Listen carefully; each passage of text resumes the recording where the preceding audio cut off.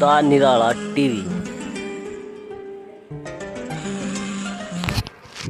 The Nirala TV में आपका स्वागत है। दोस्तों कैसे हो? उम्मीद करता हूँ आप सब बढ़िया ही होंगे। आज की बड़ी खबर यूपी से है दोस्तों, जहां कांग्रेस को आगामी विधानसभा चुनाव से पहले बड़ा झटका लगा है। जी हां दोस्तों, आपको बता दें, यूपी कांग्रेस के बड़े नेता और पूर्व केंद्रीय मंत्री रहे जितिन प्रसाद आज बीजेपी में शामिल हो गए। आपको बता दें दोस्तों, कांग्रेस पार्टी से एक साल के भीतर दो बड़े नेता बीजेपी में जा चुके हैं। दूसरे, आपको याद ही होगा, मध्य प्रदेश से कांग्रेस पार्टी के पूर्व अध्यक्ष और पूर्व केंद्रीय मंत्री ज्योतिरादित्य सिंधिया ने भी पिछले साल कांग्रेस छोड़ बीजेपी का दामन थामा था। और दोस्तों ट्विस्ट की बात ये है कि जो भी कांग्रेस पार्टी छोड़कर जाता है वो खुद को कांग्रेस पार्टी में घुटा हुआ बताता है, और ये बात भी ज़रूर कहता है कि वो कांग्रेस पार्टी में रहकर जनता की सेवा नहीं कर पा रहा था।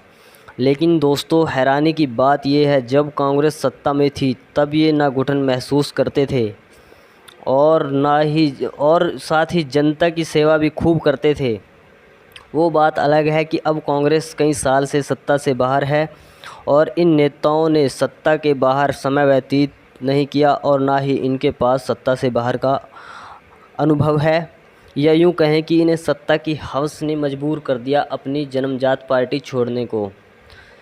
परंतु दोस्तों फ़िलहाल यूपी में बीजेपी ने अपनी डगमगाती नैया को पार लगाने के लिए एक तीर तो चला लिया ब्राह्मण वोट को रिझाने का।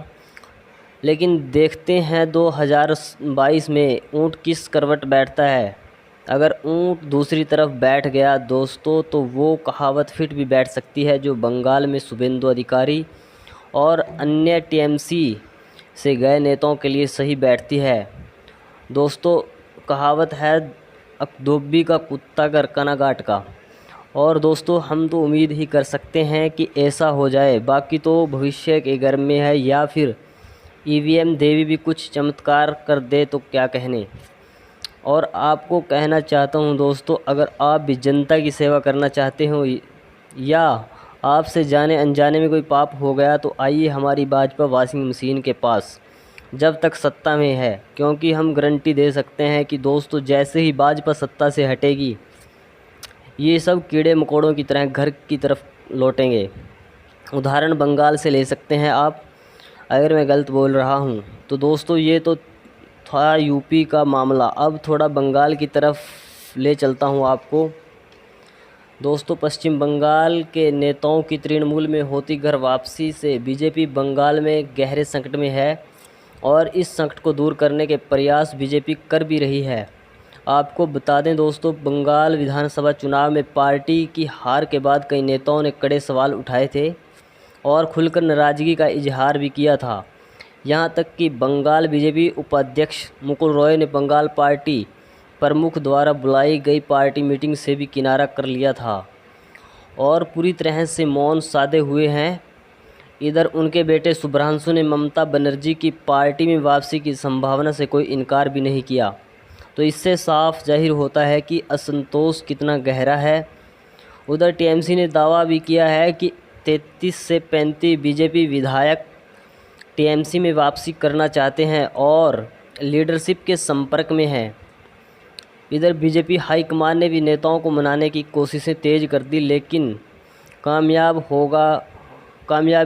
होगी या नहीं ये तो समय बताएगा। लेकिन अगर बंगाल जैसा असर यूपी में भी हो गया तो ऐसे ही भागना पड़ेगा जाने वाले नेताओं को, जैसे आज बंगाल में हो रहा है। दोस्तों इधर ममता बनर्जी ने आज किसान नेताओं के साथ प्रेस कॉन्फ्रेंस भी की, जिसमें राकेश टिकैत समेत कई किसान नेता शामिल हुए। ये आगामी लोकसभा के लिए ममता बनर्जी की तरफ से दिया गया एक इशारा है केंद्र सरकार को, और भाजपा के लिए एक मील का पत्थर भी साबित हो सकता है ममता का ये कदम। लेकिन दोस्तों देखते हैं समय के साथ साथ क्या होता है। दोस्तों द निराला टीवी में आज इतना ही। मिलते हैं किसी बड़े मुद्दे के साथ। खबर अच्छी लगे तो लाइक शेयर कमेंट ज़रूर कर दिया करो दोस्तों, आपके साथ की बहुत ज़रूरत है। चैनल को सब्सक्राइब भी करें और दोस्तों से भी करवाएं। धन्यवाद।